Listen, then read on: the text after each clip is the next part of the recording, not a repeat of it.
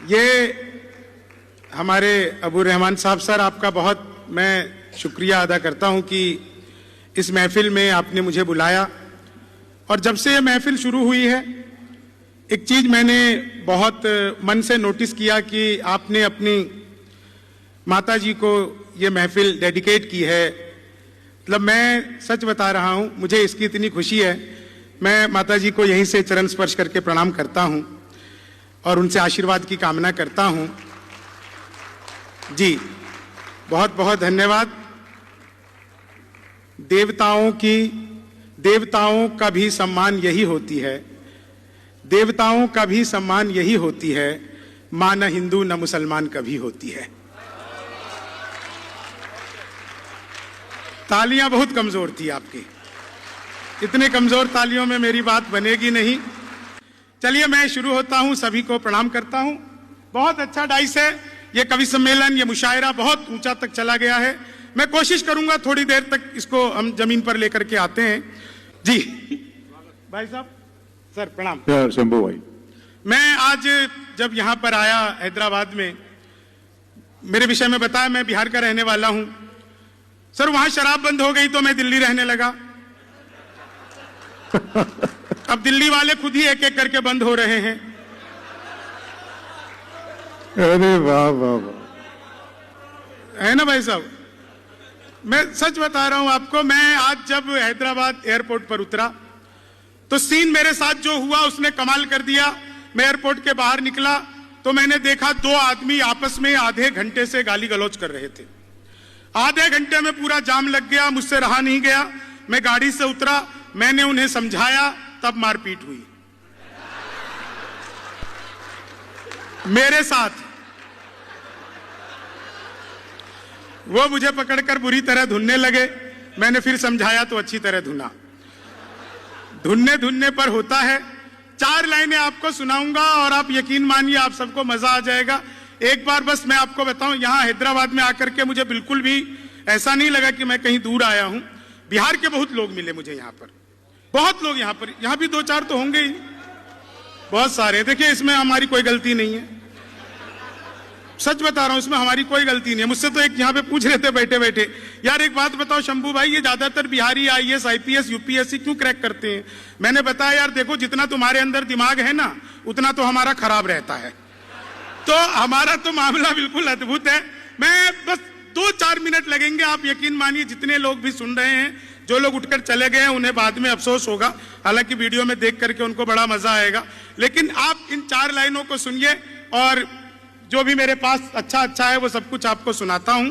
आप लोगों ने सुना होगा बार बार वो एक बात बस करता हूं, उसके बाद फिर मैं अपनी बात शुरू करता हूं। मैंने पिछले दिनों मोदी जी से पूछा, यहां पे कुछ कांग्रेस के लोग भी होंगे, नहीं मैं उन पे कुछ नहीं कहूंगा, पता नहीं कब भाजपाई हो जाएं।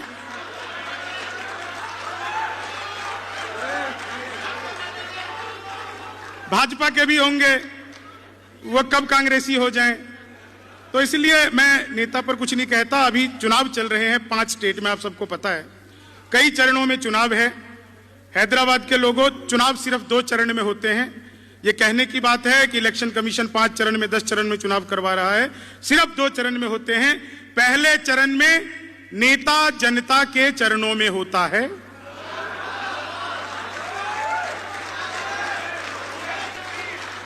और दूसरे चरण में जनता नेता के चरण ढूंढती रहती है। बहुत अच्छे, वाह वाह वाह। कोई चरण नहीं होता। धन्यवाद। बहुत सारी महिलाएं मुझे देख करके हंस रही हैं, इसमें मेरी कोई गलती नहीं। पिछले 6 महीने से रेहान साहब मैं नोटिस कर रहा हूं, बहुत सारी महिलाएं मुझे देख कर घूरती रहती हैं। दरअसल वो मुझे देख करके सोचती रहती है, चलो अपना वाला तो ढंग का है। इस पे नहीं, मैं बता रहा हूं आपको, एक ब्यूटी पार्लर के बाहर मैंने एक लाइन लिखी हुई देखी थी। एक शेर आप सबने सुना होगा, हमारे मुशायरे कवि सम्मेलनों में बहुत कोट किया जाता है। वो शेर है कि खोल लेते दिल अगर हंस बोलकर यारों के साथ, तो हमें ना खोलना पड़ता यूं औजारों के साथ। आपने बहुत सुना होगा। मैंने एक ब्यूटी पार्लर के बाहर एक लाइन लिखी हुई पढ़ी, लिखा था सत्यम छुपम तब दिखम सुंदरम। मैं कई दिन तक हंसता रहा।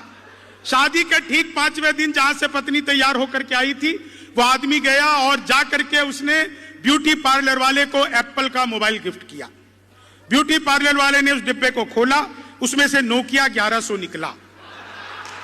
तो ब्यूटी पार्लर वाले ने पूछा, भैया ये क्या मजाक है? बोला, वही जो तुमने मेरे साथ किया है। इसी मजाक पे पूरा सब कुछ चलता रहता है। मैं 4 लाइनें आपको, देखो सर, मैं आपको बता रहा हूं, ये ना हम पे इतने आरोप लगाती हैं महिलाएं, इतने आरोप लगाती है कि हम बेढंगे से रहते हैं, नहाते धोते नहीं। हम लोग हफ्ते में 1 दिन या महीने में 1 दिन के लिए भी अगर नाई की दुकान पर जाएं, दाढ़ी बनवा करके आए, बाल बनवा करके आए, कुछ भी करके आए, आते ही हम सबसे पहले नहाते हैं। साजिया जी, मैंने आज तक एक भी औरत ऐसी नहीं देखी जो ब्यूटी पार्लर से आने के बाद मुंह भी धोती हो। वाह, एक भी नहीं देखी। मैं सच बता रहा हूं सर, यहां पे बहुत बिहारी है, इसमें हमारी कोई गलती नहीं है। सारा कसूर हैदराबाद के लोगों का। ये बड़े बड़े पांडाल लगाते हैं, कीर्तन मंडली बुलाते हैं, भजन करवाते हैं, राधे राधे जपो, चले आएंगे बिहारी। अब कलयुग में वो बिहारी आ नहीं सकते, हमें ट्रेनों में ठुस ठुस कराना पड़ता है। मैं इलेक्ट्रॉनिक शॉप पे गया, मैंने जाकर पूछा, टीवी कितने का दे रहे हो? बोला, जी हम बिहारियों को टीवी नहीं देते। मैंने कहा, तुझे कैसे पता लगा? बोले, निकल यहां से। अगले दिन मैं सूट बूट हैट नकली मुछे। मैंने कहा, ये टीवी कितने का दे रहे हो? बोला, तुझे कल भी मना किया था। अगले दिन मैं बुर्का में चला गया। मैंने कहा, भैया ये टीवी कितने का दे रहे हो? बोला, भाई साहब आपको 2 दिन से मना कर रहा हूं, हम बिहारियों को टीवी नहीं देते। मैंने कहा, ठीक है मत दे, लेकिन ये बता तुझे पता कैसे लगता मैं बिहारी हूं? बोला, बेटा जिसे तू टीवी कह रहा है वो माइक्रोवेव है। ये जो माइक्रोवेव को टीवी बताने का कॉन्फिडेंस बिहार लेकर के आया। दुनिया में सबसे ज्यादा ईमानदार नेता हमारे बिहार के आदरणीय लालू प्रसाद यादव, जिस जेल का उद्घाटन किया खुद उसमें बंद रहे। यह होती है उद्घाटन की जिम्मेदारी। और मैं अगली एक टिप्पणी में पूरी महफिल आप लोगों के हवाले कर दूंगा। पिछले दिनों सर चीते आए, तो मैंने चीते से पूछा, मैंने कहा तुम भारत आ रहे हो, इंडिया आ रहे हो, चीतों तुम्हें यहां आते हुए डर नहीं लग रहा? बोले, नहीं हम वहीं से बीजेपी ज्वाइन करके आए हैं। और जिन चीतों ने मुझे देखकर सीटी किसने बजाई?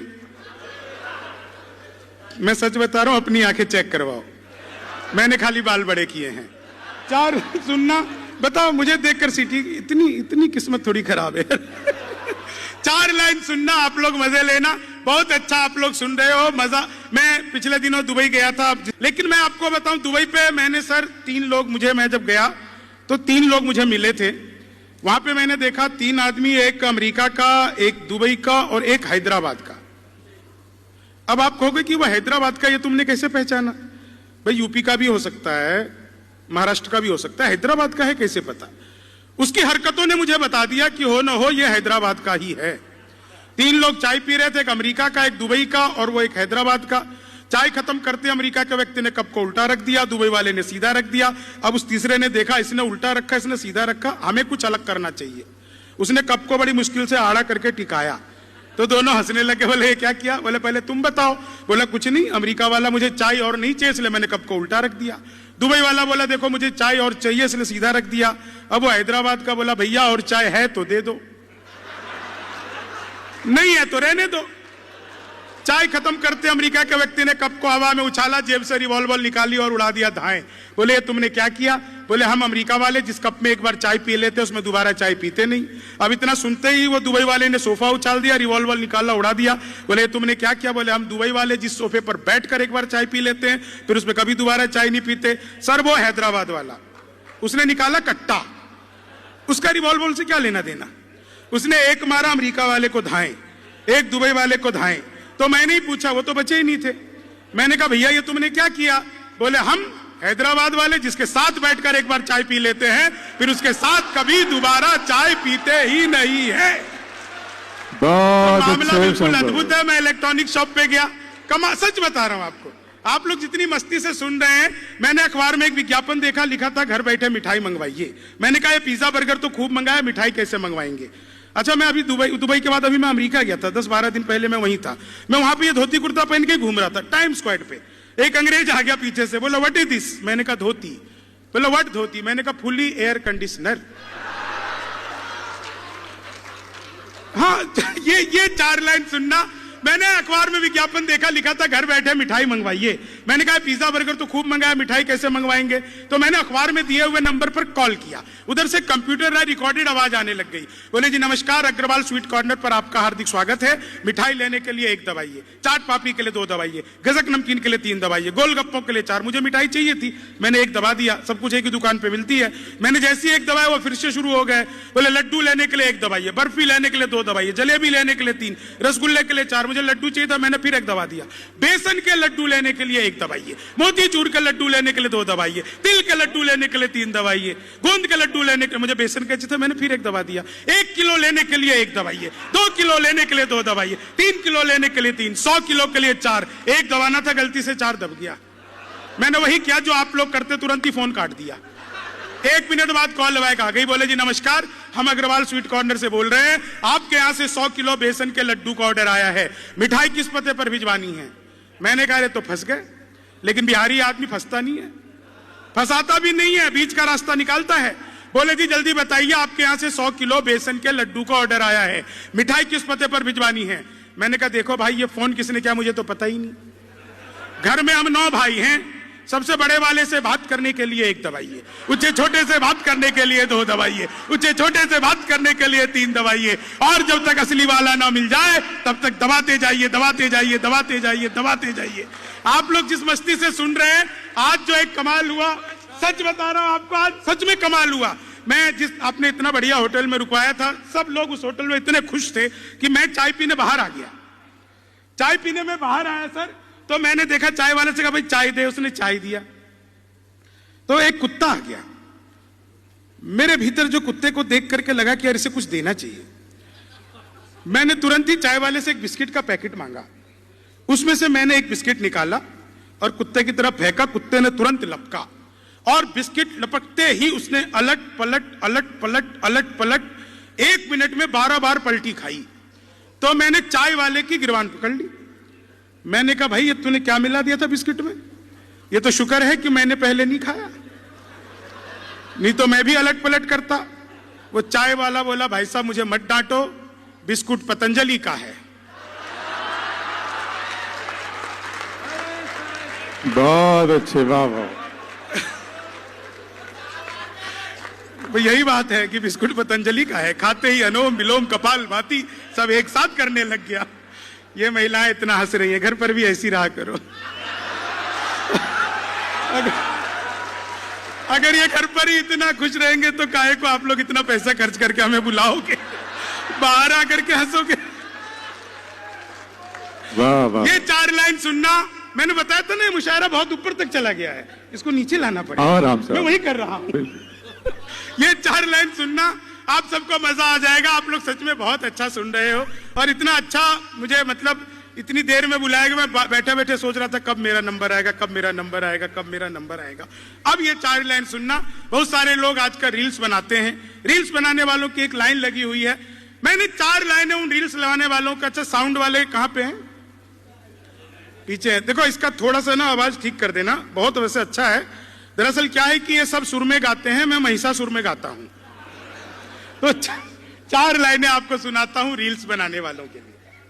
कि लेनी थी जीत हमने मगर मात ले लिए, लेनी थी जीत हमने मगर मात। एक ये भाई साहब मेरा वीडियो बना रहे हो, आपको पता नहीं मेरा डिजिटल कैमरे से भी नेगेटिव आता है।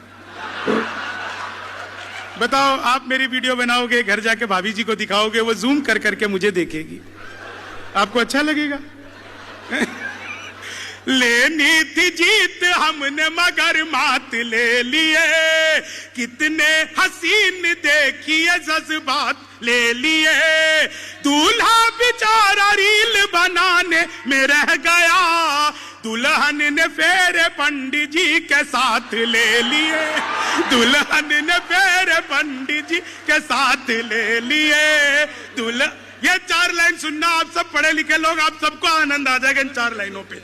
कि वादा जो करो उससे तो इतना ना निभाना, वादा जो करो उससे तो इतना ना